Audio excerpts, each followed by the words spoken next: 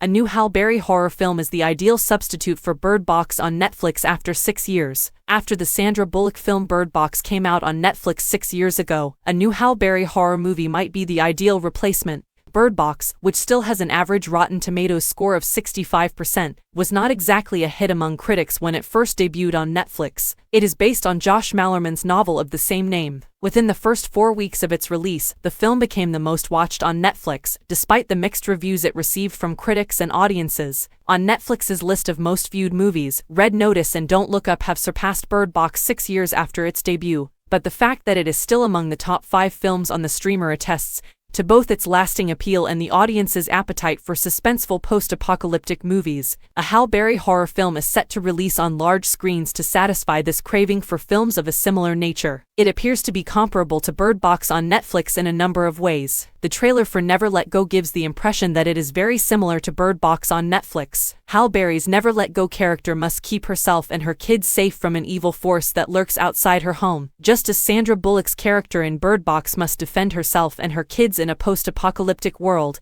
The outside monsters in both movies have an enigmatic quality, and the protagonists in both turn to a rigid set of guidelines in order to survive. The protagonists in Never Let Go have to bind themselves with ropes to prevent being dragged away from the safety of their home, while the characters in Bird Box must wear blindfolds to prevent injury from the sight of the main alien creatures. Both films' main mothers have 2 kids of their own, and it seems like they would do whatever it takes to keep their kids alive. Nevertheless, despite all of these parallels between the two suspenseful films, Never Let Go appears to be very different from Bird Box.